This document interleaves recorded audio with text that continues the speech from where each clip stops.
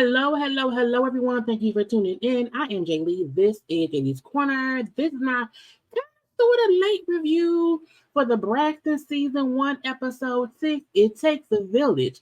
It takes a village, a lawyer, a nurse, a dating coach, okay, interviewing skills, production, and everybody else to get this thing together, okay? But anyway, look, happy Monday because I'm recording this on Sunday. Y'all gonna get it on Monday morning. But if you remember, it's available right now. Okay, it's Sunday, it's 11 o'clock. So if you're a member, it's already up for you to watch. Okay, if you're not a member, you're not getting this until Monday at 11 a.m. or maybe noon. I don't know. But either way it goes, happy Monday. Okay, look, y'all make sure that y'all have already subscribed to my channel to become a whole JayBird, okay, and stuff like that. Please make sure y'all also like this video, comment in the comment section. You can follow me on social media at JayLeesCorner on IG, Twitter, and TikTok. Okay, I'm here. Hi. And my favorite shirt. I wore this shirt. Was it Friday? I think Friday, but it was sitting on my couch, and I said, girl, put it back on, okay? Because another day ruined by responsibility, okay? I like this shirt. I like the same. It's comfortable if you tore it. Anyway, hey, how you doing? Look, okay? Y'all already know, okay? There's other content up. YouTube has been playing real hard, okay? It's unsubscribing people. It's not telling y'all I'm on live or I have premieres coming up or whatnot. So look, make sure that you are just going to my channel and looking for the content because it's there, okay? And I have the subscribers, but sometimes YouTube just, be mean and don't tell y'all, hey, Jaylee got good content up. Okay, so I'm reminding y'all to go look at it, okay? And probably by the time y'all see this, I would have done the first 2 episodes of Love and Marriage Detroit. The second episode came on yesterday.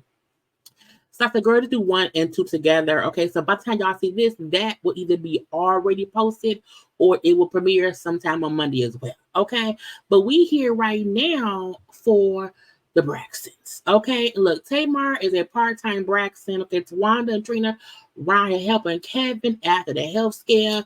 Mama Evelyn want a date or whatever. So Tony wants to be a dang on manager.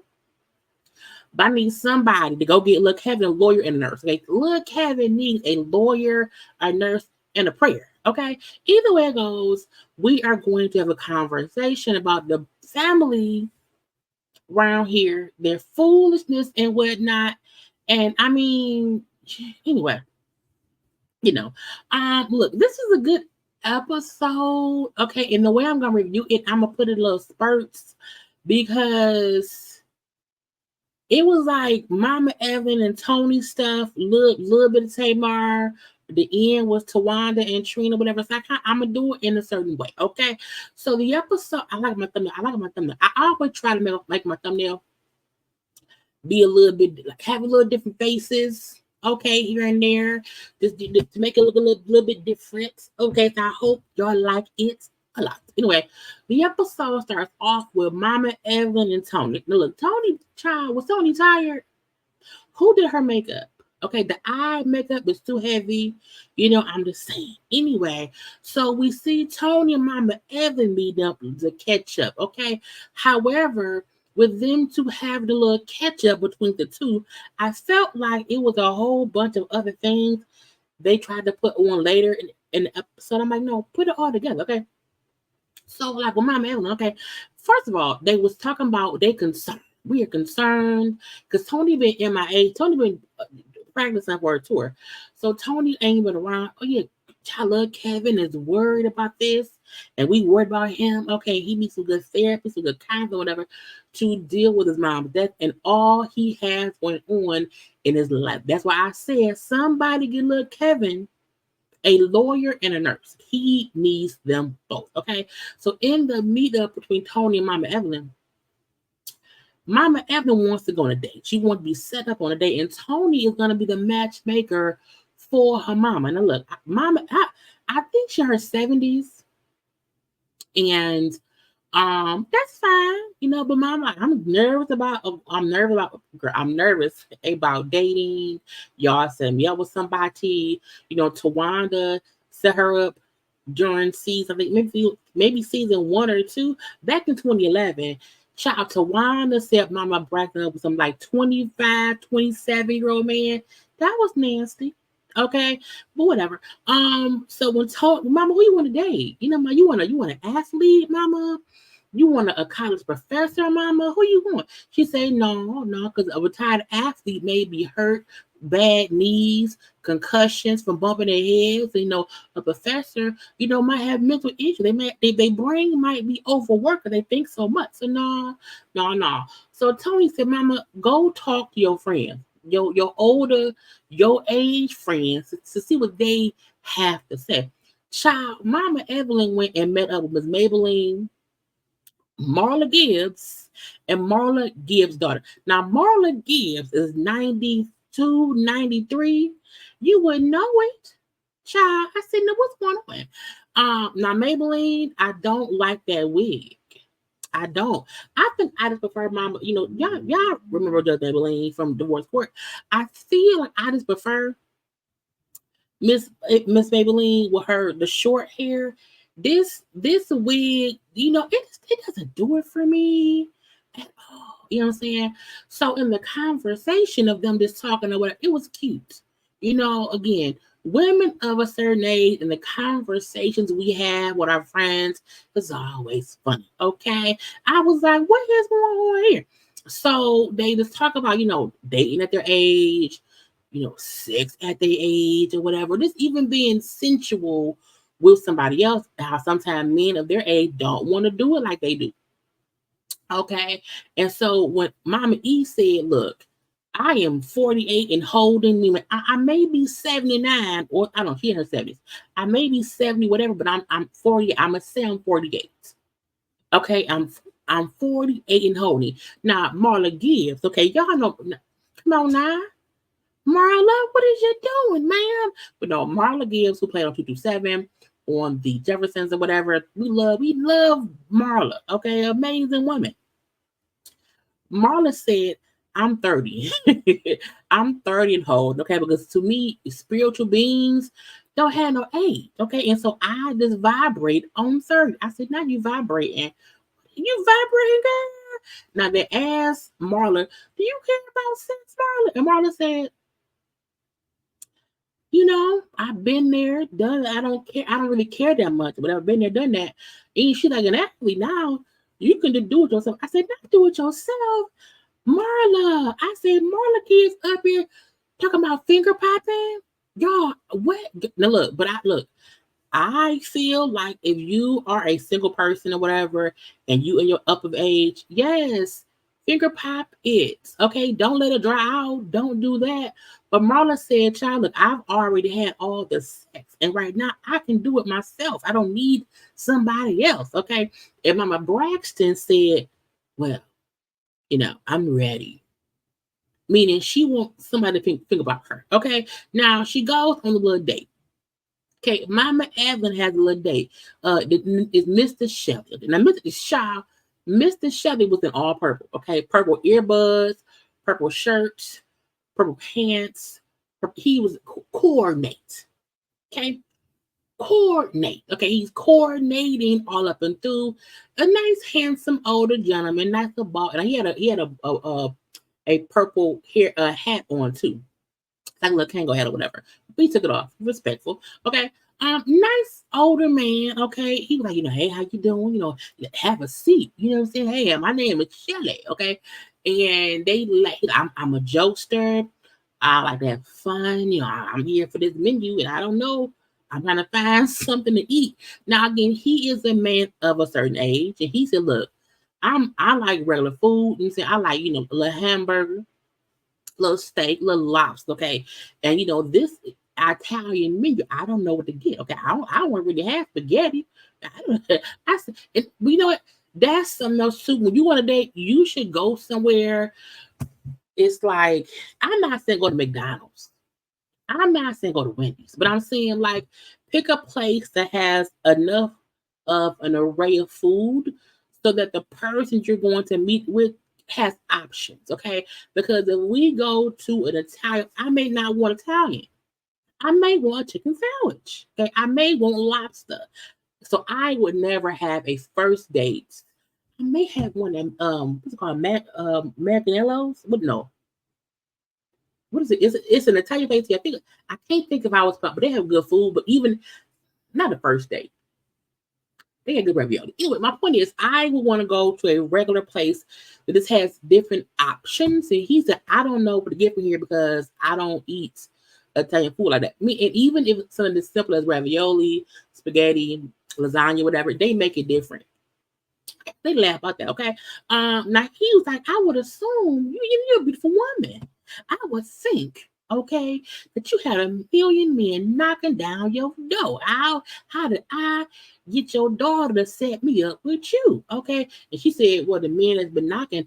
I just didn't answer. I said, well, okay, no, Mom Evelyn. Now the waiters came, child. He said, what kind of black people food y'all got here? I said, not black people food. And it was a black waitress. And she said, we got a chicken sandwich. I said, bitch. Racist. Anyway. So they picked okay, give me that. Okay. And mom, you got the same thing. Child, the food came and like the fries weren't like regular fries. It was something else. He's like, I don't know what I don't think they ate that food. Okay. So I mean, they were sitting there, laughing and joking or whatever. It seemed like they had a nice time or whatnot.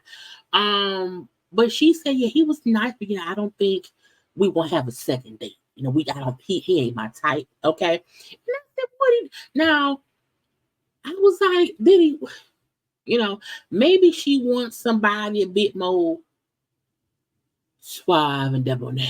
Okay. Maybe she wants someone who doesn't have, a whole matching purple outfit. Okay. But I'm like, ma'am, you and your friend outfits was matching too. I'm just saying, if this man want to match clothes and he don't want no Italian food, he wants a little burger or whatever, but maybe she felt like he just ain't right for me. And even at 70, she don't have to settle, okay? But I do feel like maybe a second date could have happened to see if it was better. And he was sitting there, filming this show. The cameras, is we done filming? I don't know. Do someone say cut?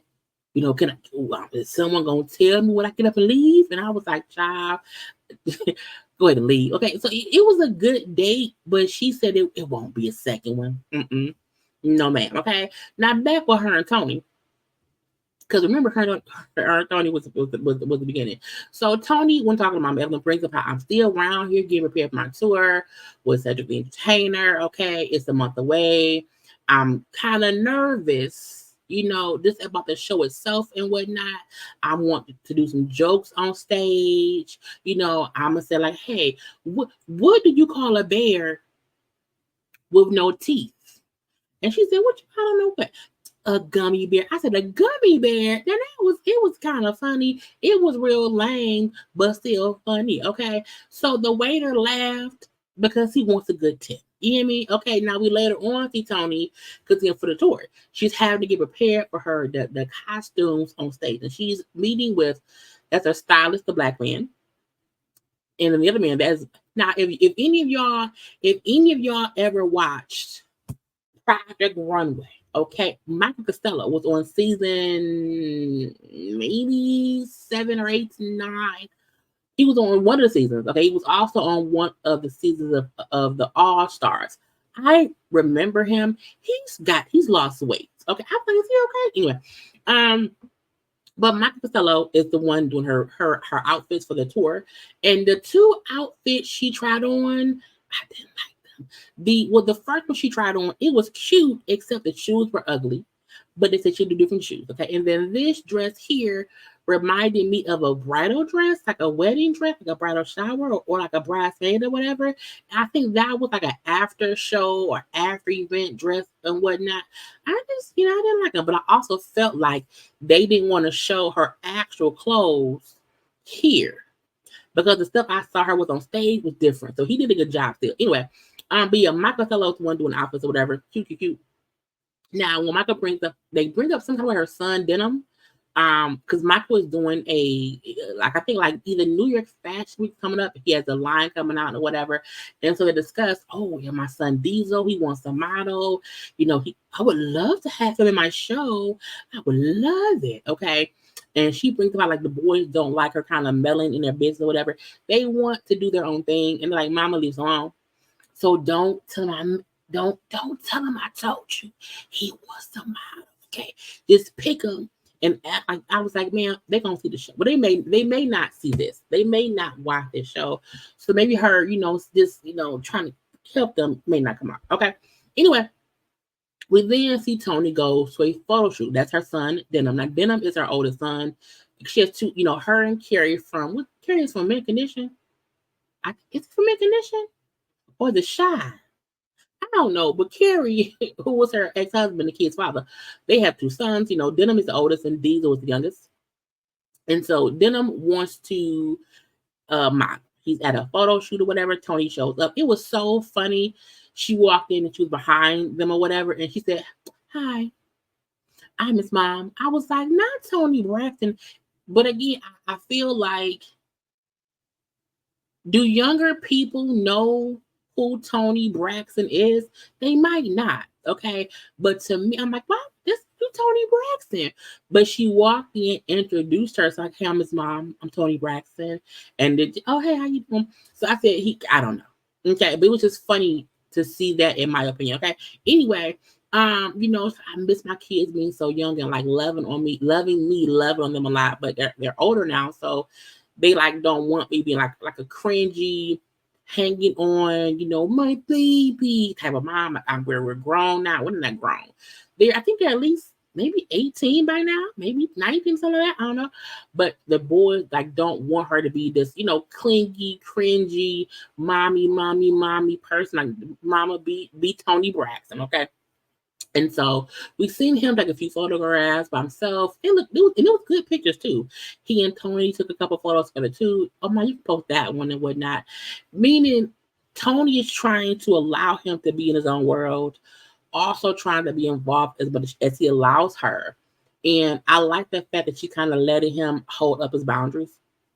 Okay, but she brought up how, because the industry is so cutthroat, that she wants to be sure like he's being handled properly, whatever. It's like, I hope he'll let me manage him, just because I know how crazy it can be out there. Okay. Now Denim, who I felt like had a great point inside, look, I really want to do modeling. And I appreciate, and I'm grateful for, the upbringing that you and dad had for me and how much the family is there for me or whatever. I fully love, my life, and I'm happy and appreciate all the time done. However, he said, I know I will always be looked at as Toni Braxton's son. However, I really want Denim Braxton to mean something to it. Meaning, I know I can't escape being your kid and being dad's kid. I know that. However, outside of that, I have to do something for me. And I love the fact that he can really just be Toni Braxton's son, Denim. But he like, no, I want Denim Braxton to be his own entity. You know what I'm saying? I like the fact that it's not about him not wanting to be Toni Braxton's son. He just acknowledges who his mom is and say, hey, I'm also my own person. You know what I'm saying? And I want me to do stuff that means things for me, and it has nothing to do with you. Okay? And you will always be my baby boy. He said, Mama, I'm the oldest. So I can't be the baby. Okay? I may be your son, but I ain't the baby. Okay? It was cute. And I like the fact that this episode, we are seeing like Toni has actual life stuff. Her touring, the son. I like the fact that, again, no tea, no shade to the whole Tracy memorial, wanting to, honor Tracy. But I also feel like 2 years after Tracy has passed away, your whole life can't be, well, all I do is mourn Tracy. That ain't true. That's just not true. Mourning and grieving a loved one is a lifelong thing. Trust me, it is. However, life also goes on, and you should not want to use that as, okay, this will be my storyline. Tracy. Like, there's a way to commemorate Tracy without making that all that each sibling is trying to now focus on because the cameras are around. You know what I'm saying? So I love the fact that Tony showed us, what her actual life was about.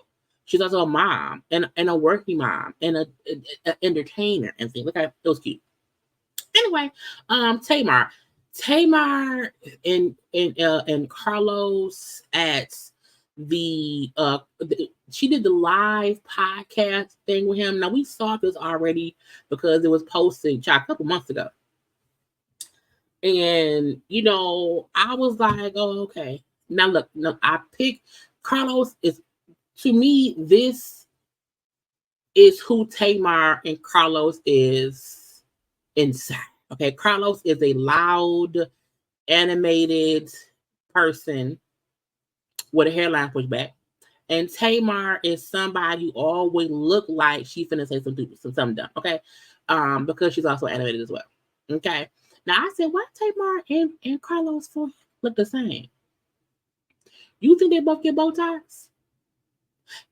Child, the wrinkles, to me, those look like Botox wrinkles because your face move, but it don't want to move or whatever. So I do wonder if Tamar and Carlos go to the same Botox person. Anyway, so messy. Tamar and this thing. Now, the fact that we've already seen the footage, this is stupid to see it because even seeing them back, they look like, oh, Tamar, oh, Carlos, and blah, blah, blah. Now, Tamar brought up how, she said, I had told Carlos about Tracy's illness and he kept the secret, which helped build our friendship. And I'm like, I would never tell a producer I don't really know about my sister being sick because I don't trust people. Okay. But she said he didn't tell nobody, whatever. So they became good friends, blah, blah, blah. So y'all know that video, the interview went viral, because Carlos called JR, Colonel Sanders or whatever was called issues. And said, hey, my people, I'm a friend of the show. Okay, on the Braxtons. How you a friend of? You the sister, okay? She also brought up because because it was so hard for me before. So I'm a friend of now. You know what I'm saying? Girl bullshit. I wanted to leave the show back in season 3, but she went on to do a total 6 seasons. She did 6 seasons of Braxton Family Values. About 3 or 4 seasons of Tamar and Vince. She had a show with her and David. So when Tamar says stuff like this show, this network, that was so hard on me. I almost died. I almost lost my life. I'm like, but you kept going back to it. So it felt like saying I was gonna leave in season 3, but did not or could not leave. And also signing on to do other shows on the same network. I'm like, Tamar, just say you back for a check. Okay, you back for a check. You not gonna give them much of your real life because all we've seen is her in interviews. Okay, where's your son? Wasn't you like marrying or with JR at this point in time? What was you on tour this time? Like why we not seeing nothing? You know what I'm saying? But I think that more of that will come up in the next episode or whatnot. But again, she's like, I want to quit in season 3. I have these boundaries now. I'm not going to cross my boundaries because my mental health is, and your mental health is important. But Tamar, sometimes I still feel like she uses that as a scapegoat to lie. To lie around false truths. You know what I'm saying?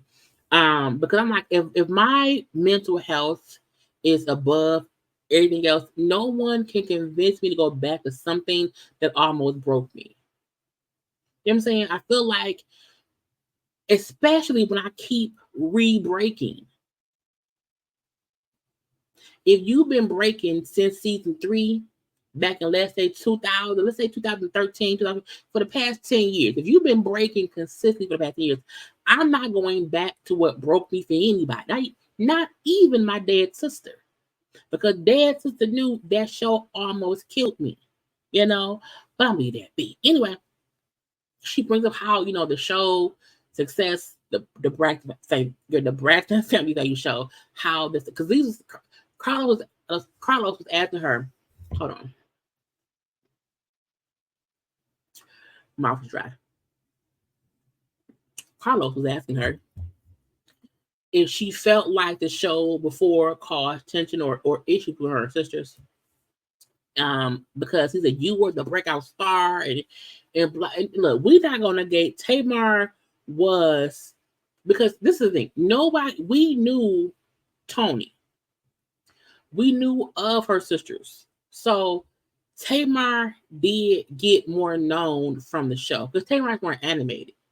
Okay, so she was a breakout star. However, .com, the show was a breakout show. You know what I'm saying? We love the Braxtons as a whole. We love Tamar when she was with Tamar Vince, but eventually Tamar got a little bit aggravated. But she said even though the show success did cause issues, it did cause drama, it did cause tension between her and sisters, that she don't feel like she should have not done the show. She felt like the world needed the show to let other people see we have problems like anybody else. So you fight with your family, so it was. Okay, so it was a way to show the world we all the same. I would not want to have a breakdown in my family dynamic just for other motherfuckers. I would not. At all. Because my thing is people know folks is regular. So I would not be like, yeah, I mean, I was cool with my family before, and the show happened, and then we really imploded. I would be like, I wish we did not do the show because now I'm at odds with my family more often. My one sister dead, and I can't make up. You know what I'm saying? But that's just me. Okay, but she said, yeah, even though it caused the drama, and I do feel like it caused tension because of me, being a breakout star. I don't regret doing the show. I knew she wouldn't. Okay, she brings up how because he then said, "You think you lost your marriage because of the show?" And she said, "Well, no, I married Vince at 26. You know what I'm saying? So we grew up together. And I get that." She said something like, relationships are meant to be for the time that it is. So that relationship for me was what it was supposed to be for then, and we moved on now, and now Memphis is good. Now, I feel like Tamar and Vince's love story has transcended definition over time. This man here is totally different, okay? To Mama Evelyn saying, Vince was allegedly beating up on Tamar. To Tamar and Vince being beefed out a bit when they first got divorced, and now they're like best friends. So, I guess not, but again, sometimes you're not supposed. Some people don't stay forever. Sometimes it is for a time and then it's over. It could have been just for Tamar to have Logan. You know what I'm saying? And that was the gift of that marriage. But I think her side, it was, what it was, and we cool now. But again, seeing this interview to me was boring. Like, to me, Carlos airing the interview ruined the scene because it wasn't as now, unless people just did not watch the interview that happened or whatever, I get it. But me sitting here, I'm like, I'm bored because I already heard this and we discussed it. We saw the interview in full, discussed the interview in full. So the stuff said that was shown here, it didn't move me at all. But again, that's why I said Tamar to me is still not giving her full life at all. Okay. If anything, I would have been like, if we gonna record this, you can't, because he's like, you can't air this until after our show airs. Because you had the cameras there. Okay. Anyway, lastly, Lil Kevin. I told y'all, somebody get Lil Kevin a lawyer and get him a nurse. Okay. Now, Lil Kevin was having, first of all, Y'all go ahead and like the video. I'm gonna give y'all 60 seconds of Tamar dancing, okay? But like the video.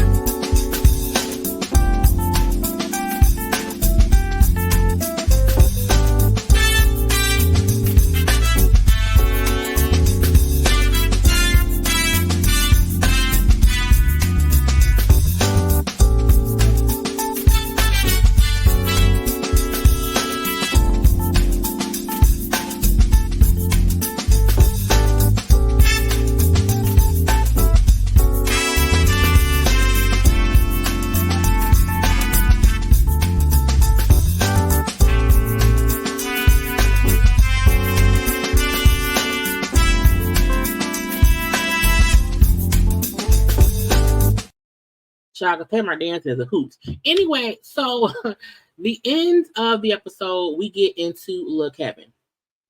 So Lil Kevin was meeting with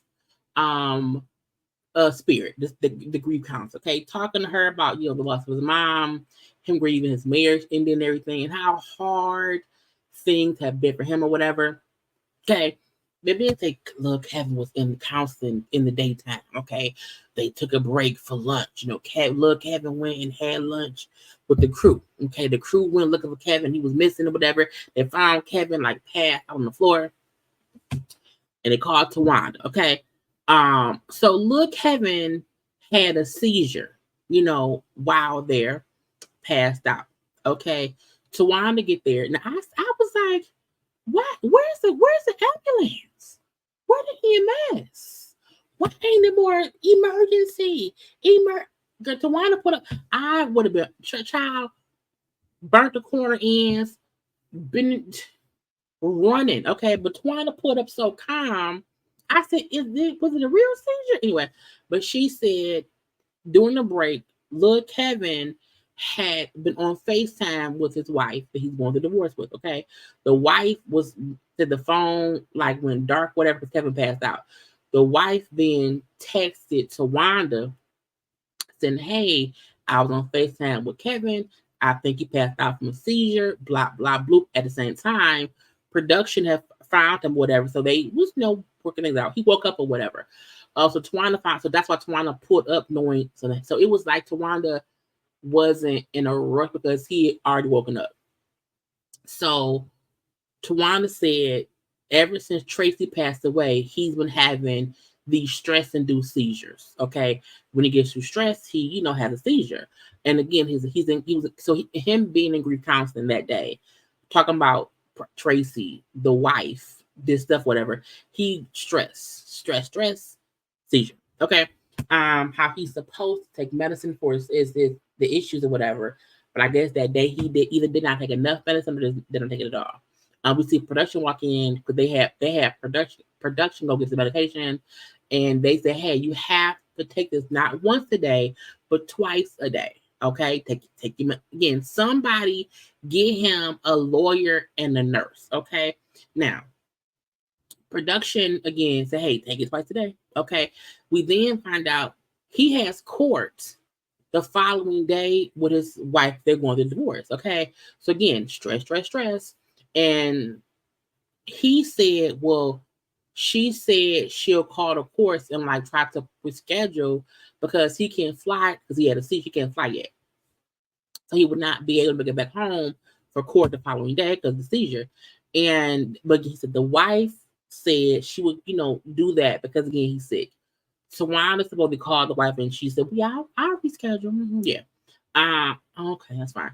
But when he said, when she crashed, he said to her, because he's at a hotel, he said, I don't really feel like he basically said, I don't feel like really being alone in the hotel room. And she said, oh, it'll be okay. You'll be fine. We're gonna call you so much you won't feel alone. I said, if DJ had a seizure and then said to me, TT, I don't really want to be, but I'm on my way. Okay, either we gonna be at the hotel with him, so he isn't alone, or he gonna come to our house. I would never say, oh, you'll be fine. No. You know how hard it is for me with DJ because he's at college right now. I hate that he's at college. If that boy had any kind of emergency, I'm driving, look, hour and a half away to school, he's coming back home with me immediately. But Twan, the no's okay, you'll be fine. I was like, bitch, what? Okay. The following day, okay, he meets up at his room with Mama Evelyn and Trina. And like, how you doing, how you feeling, or whatever. Look, little Kevin needs a lawyer, a nurse, a doctor, a therapist, and all in between. Okay, little Kevin don't look like he's mentally all the way there for many different reasons. Okay, his eyes look like he's just in the days. Okay, but he tells Mama Evelyn and Trina he got a call from the wife. Okay. And the wife told him, hey, yeah, so I went to court anyway. Okay. So the divorce is now complete because you didn't show up. You didn't show up. So the divorce is granted. I have full custody of our son. The house, I have the house now. I'm like, well, damn. And they're like, really? Oh, Kevin, you can fight that. And I said, again, somebody get that. I'm like, get him where is the family attorney now? Why did nobody call his actual lawyer? Who dropped the ball? Well, probably Kevin. I don't know. Anyway, but again, he like, I'm, sad. I just didn't think what happened. Way I can't believe that. Like he said, I'm shocked because she told me she would reschedule, but she did not. Okay. She kept the court date, and so because of that, she was granted all that she asked for, and so we're divorced now, and she asked for custody of my son, and also I lost the house. I said, well, damn. Now my being thinks, oh baby, that's so sad. Be so sorry. You will get through this, okay? You will get through. This is a lot to be going through, okay? We got you, okay? Now the Mama E also said, get you a lawyer, baby, and make sure that you were still in your son life. He need his dad. I said, but y'all ain't trying to fix Big Kevin, Lil Kevin, but whatever. I feel like Lil Kevin doesn't seem mentally capable of being a full-time parent right now. And I'm not saying he's a bad dad. What I'm saying is mentally, emotionally, even physically, he has a lot going on, and maybe that's why the wife got whatever. Now also what they keep now look, I don't know for a fact because I wasn't there. Okay, but the people on social media saying, okay, that Lil Kevin and the wife had some kind of altercation. Okay, how the wife was granted a restraining order of some sorts. Okay, and that's probably why the court date went on without him being there because of that stuff. Now I'm like, is Kevin beating up on people? What is happening around here? And I'm like, why are y'all not discussing what like? How are y'all on a reality show? He's filming, but y'all not saying what happened. Is he guilty? Are y'all trying to hide his guilt? Did he do something to that girl that got that PPO off against him? And y'all just don't want to make it public? I don't know. But again, the lady got all the stuff. And if Lil Kevin needs more counseling just to control herself and get herself in a better mental place, I do feel like the mama should have full custody.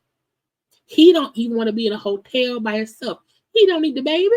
Now, he should absolutely visit the baby, whatever. You know what I'm saying? See a child. But I'm like, maybe she's the proper parent right now. Okay. Anyway, that was all. Okay. Look, they round here just I don't know. In the next episode, we see they're filming like the theme song. I think the graphics for the cover or whatever for the new show. And Tamar ain't there. All the other Mama E there, Tony, Trina, Towanda is shooting, and we see them say, hey, we'll leave this space open because that's what Tamar gonna be put. Because Tamar shooting the whole separate green screen for the group shot for the show. And I'm like, why is Tamar trying to, if you do not, If you do not want to be around your family, why do the show? If you can't come to a photo shoot with your siblings, it's an issue. Okay. Anyway, we'll have that discussion next week. Now, again, y'all know I told y'all, don't forget, it's content up. Go watch it. Okay, we got Love the Lockup. Okay, my conversation about Tyrese, Lil Wayne, and Lil Scrappy. Okay, the whole Ray J and Prince of Love for Yes Go, and it's different other live chats and stuff. Go watch it. The debate conversation was funny as well and stuff. Okay, and then today, because y'all getting this on Monday, I will have my Love and Marriage Detroit review up sometime today. I'm gonna probably also do the MTV Awards and also the Emmy Fashion today. So go on my channel and look for the content, okay? While also liking and subscribing, okay? And commenting in the comment section. Following me on social media at JayLeesCorner on IG, Twitter, and TikTok. Okay, do all of those things, okay? Also like the video. Okay, I gotta go. Bye.